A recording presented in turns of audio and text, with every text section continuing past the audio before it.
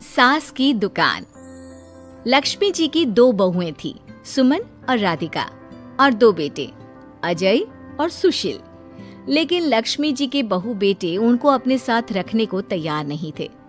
बहुओं के तेज स्वभाव के चलते लक्ष्मी जी को अपना ही घर छोड़कर एक किराए की कोठरी में रहना पड़ रहा था। कुछ दिनों से उनके बेटों ने उन्हें पैसे देना भी बंद कर दिया था। ऐसी स्थिति में लक्ष्मी जी ने अपनी जमा पूंजी से एक छोटी सी दुकान खोली। एक दिन शाम के वक्त, अजय सुनते हो, तुम्हारी माँ ने दुकान खोली है। दुकान अब इस उम्र में दुकान पर बैठेगी वो। अब क्या किया जा सकता है, माँ की तो बुद्धि सठिया गई है। मोहल्ले में मजाक बनाएंगे सब हमारा। अरे जेठ जी, इसमें परेशानी क्या है अगर सासू माँ ने दुकान खोली है? हाँ, राधिका ठीक तो कह रही है। अपनी दुकान पर बैठी रहेगी, कम से कम हमें परेशान तो नहीं करेंगी। हाँ, वैसे बात तो ठीक है। खुद के 2 पैसे कमाएंगी तो कभी कभार हमें जो खर्चा देना पड़ता है ना, वो भी देने से बच जाएंगे हम लोग। फिर किस बात की परेशानी, खोलने दो माँ को दुकान, हमें क्या। वैसे भी अपनी कोठरी में चुपचाप रह रही है ना, चाहे दुकान खोले या मॉल बनाए, हमें उससे क्या लेना देना। अगले दिन सुमन अपनी सास की दुकान पर पहुंचती है। सासू माँ, आपकी दुकान में शक्कर है क्या? शक्कर जरा 1 किलो दे दीजिएगा। हाँ हाँ बहू, है ना, लो बेटा, 1 किलो क्यों, 2 किलो ले जाओ। सोच लो सासू माँ, घाटा हो जाएगा आपको, पैसे नहीं देने वाली मैं। देखो सुमन, ये मेरी दुकान है और यहाँ पर जो भी कोई सामान खरीदने आता है उसे पैसे तो देने ही पड़ते हैं। अरे सासू माँ, ऐसा क्यों कर रही आप? अरे देखो ना, घर पर आपका बेटा और पोते पोती दूध में शक्कर डालने के लिए कब से इंतजार कर रहे हैं, जरा उनके बारे में तो सोचिए। अरे ऐसी बात है क्या? अब मुझे नहीं पता था। बहू एक काम करो, वैसे भी पहली बार आई हो ना, ये शक्कर तुम ऐसे ही ले जाओ, पैसे देने की जरूरत नहीं है। अगले दिन राधिका भी अपनी सास की दुकान पर पहुंचती है। प्रणाम सासू माँ, कैसी चल रही है आपकी दुकान?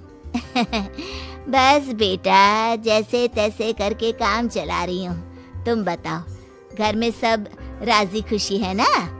हाँ हाँ मम्मी जी, सब कुछ ठीक ठाक है। बताओ राधिका बहू, कैसे आना हुआ, कुछ काम था क्या? वो ना मम्मी जी, मुझे जरा 5 किलो आटा चाहिए था।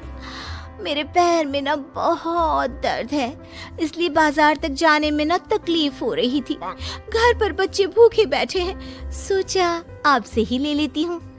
हाँ हाँ क्यों नहीं बेटा, ये लो 5 किलो आटा ले जाओ। हाँ लेकिन मम्मी जी, आपने जिठानी जी को शक्कर फ्री में दी थी, तो मुझसे भी पैसे तो नहीं लेंगी ना? हाँ, अच्छा ठीक है बेटा, कोई बात नहीं, तुम ऐसे ही ले जाओ, बच्चों से क्या पैसे लेना। कुछ दिनों के बाद लक्ष्मी का बेटा अजय दुकान पर पहुंचता है। कैसी हो माँ, दुकान तो अच्छी चल रही है ना तुम्हारी? सब मोहल्ले वाले तारीफ करते रहते हैं। अब क्या करूं बेटा, तुमने तो मुझे सहारा दिया नहीं, गरीब माँ को घर से बाहर निकाल दिया। कुछ तो करना पड़ेगा ना अपना पेट पालने के लिए। वो माँ ना बहुओं की बहुत चिक चिक रहती थी। अब देखो कितनी अच्छी जिंदगी है तुम्हारी, खुद कमाती हो, खुद खर्च करती हो, इससे अच्छी भला कोई जिंदगी हो सकती है क्या? हाँ बेटा, दिल को बहलाने के लिए तुम्हारी ये बात भी सही है, लेकिन कोई बात नहीं बेटा, मैं खुश हूँ। अच्छा माँ, मैं क्या कह रहा था, जरा 500 उधार तो दे देना। कमाल की बात है बेटा, तुम मुझसे पैसे उधार मांग रहे हो, तुम्हारे पास पैसों की क्या कमी है? अरे माँ, इस महीने की तनख्वाह नहीं आई और आप तो अपनी बहू को जानती है ना, उसे शॉपिंग करनी है, जल्दी वापस लौटा दूंगा माँ। ठीक है बेटा, ये लो 500 रुपए, लेकिन देखो कुछ दिनों में वापस दे देना, मुझे अपनी दुकान के लिए माल भी तो खरीदना है। हाँ हाँ ठीक है माँ, जल्दी पैसे लौटा दूंगा। बहुत दिनों तक अजय अपनी माँ लक्ष्मी के पैसे वापस नहीं देता और सुमन और राधिका बार बार किसी न किसी बहाने से अपनी सास लक्ष्मी की दुकान से बिना पैसे दिए खूब सारा सामान ले आती है, जिसकी वजह से लक्ष्मी को अपनी दुकान में बहुत घाटा होता है। फिर एक दिन जब राधिका सामान लेने के लिए लक्ष्मी की दुकान पर पहुंचती है, सासू माँ, जरा वो 1 किलो दाल तो देना।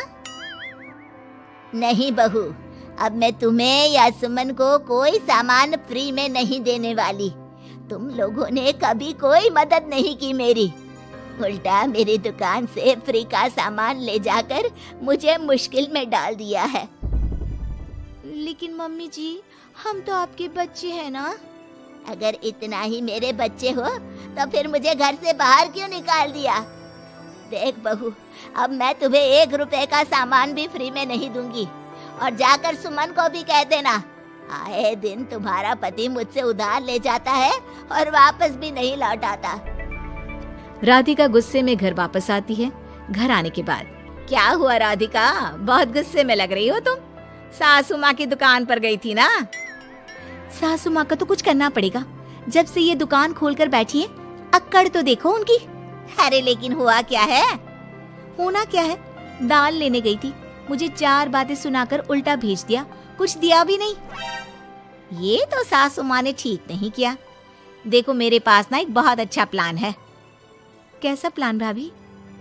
हम अपनी सासू माँ की दुकान में किसी चोर से कहकर चोरी करवा देते हैं और सारा सामान अपने घर मंगवा लेंगे। उसके बाद हमारे पास फ्री में सामान भी आ जाएगा और सासू माँ की अकल भी ठिकाने आ जाएगी। ठीक है भाभी, मैं आपका पूरा साथ दूंगी। आप जल्दी से ये काम करवा दीजिए। और 2 दिनों के बाद सुमन और राधिका एक चोर से मिलकर लक्ष्मी की दुकान में चोरी करवा देते हैं। हे भगवान, ये क्या हो गया? इस उम्र में जैसे तैसे अपना गुजारा कर रही थी, लेकिन चोर मेरा सारा सामान लेकर चले गए। अब क्या होगा? तभी वहाँ पर राधिका और सुमन पहुँच जाती है। क्या हुआ सासू माँ, बहुत दुखी लग रही हैं आप। अरे क्या बताऊं, मेरी दुकान का सारा माल चोरी हो गया। अब अगर आप अपने ही बहू बेटे को सामान नहीं देंगी तो ऐसा तो होगा ना सासू माँ। अब राधिका की बात सुनकर लक्ष्मी को यकीन हो जाता है कि इस चोरी के पीछे कहीं न कहीं उसकी दोनों बहुओं का ही हाथ है। लक्ष्मी एक प्लान बनाती है। पैसे उधार लेकर अपनी दुकान में फिर से खूब सारा सामान ले आती है। अरे भाभी, देखा आपने, सासू माँ की दुकान तो फिर से सामान से भर गई है। हाँ वही तो, मैं तो सोच रही थी कि एक बार में उनकी अकल ठिकाने आ जाएगी, पर लगता है फिर से कुछ करना पड़ेगा। लेकिन अब हम क्या कर सकते हैं? अरे वही जो हमने पहले किया था। इसका मतलब फिर से चोरी करवाएंगे? हाँ, उसके बिना हमारा काम कैसे चलेगा? और इस बार चोरी करने हम दोनों चलेंगे, कुछ नहीं छोड़ेंगे उनकी दुकान में। सुमन और राधिका दोनों मिलकर लक्ष्मी की दुकान में चोरी कर लेती हैं और सारा सामान चुपचाप अपने घर के स्टोर में लाकर रख देते हैं। लेकिन सुबह होते ही लक्ष्मी पुलिस लेकर सुमन और राधिका के घर पहुंच जाती है। इंस्पेक्टर साहब, मेरी इन दोनों बहुओं ने ही घर में चोरी की है। अरे ना ना इंस्पेक्टर साहब, ये हम पर झूठा इल्जाम लगा रही हैं। अरे हम क्यों इनकी दुकान में चोरी करने लगे? माँ, आपको शर्म नहीं आती अपनी बहू पर झूठा इल्जाम लगाते हुए? हाँ माँ, हम आपके बेटे हैं और ये आपकी बहुएं हैं। आप ऐसा कैसे कर सकती हैं? लक्ष्मी जी, क्या आपके पास कोई सबूत है? अरे इंस्पेक्टर साहब, आप इनकी बातों में मत आइए। ये हमारी माँ है और इनकी दिमागी हालत ठीक नहीं है, इसीलिए तो हमसे अलग रहती हैं। इंस्पेक्टर साहब, मेरी दिमागी हालत बिल्कुल ठीक है और मेरे पास इन दोनों के खिलाफ बहुत बड़ा सबूत है। बताइए, क्या सबूत है आपके पास? आप जरा मेरी दोनों बहुओं के हाथ पानी से धुलवा दो, फिर सब कुछ साफ साफ पता चल जाएगा। अरे हाथ पानी से धोने से क्या होगा माँ? आप दोनों मेरे सामने अपने हाथों पर पानी डालिए। जैसे ही राधिका और सुमन अपने हाथ पानी में डालती है, उनके हाथों का रंग लाल हो जाता है और ये देखकर सब लोग हैरान रह जाते हैं। अरे ये क्या, तुम्हारे हाथों का रंग अचानक से लाल कैसे हो गया? क्योंकि मैंने अपनी दुकान के सारे सामान पर एक तरह का केमिकल लगा कर रखा था। मुझे पता था जो भी चोरी करने आएगा वो सामान को अपने हाथों से उठाएगा और उसके हाथों पर रंग लग जाएगा। अरे माँ, आप तो बहुत चालाक निकली।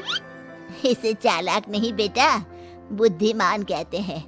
और जिसके तुम्हारे जैसे बहू बेटे हो उसे थोड़ा बहुत तो अपनी अकल से काम लेना ही पड़ता है ना। शर्म नहीं आती आप लोगों को अपनी ही माँ को परेशान करते हुए? हमें माफ कर दीजिए सासू माँ, हम आइंदा ऐसी गलती कभी नहीं करेंगे। और हाँ, आपको अपने साथ रखेंगे, आपकी सेवा करेंगे और पूरी इज्जत भी देंगे। हमें माफ कर दीजिए।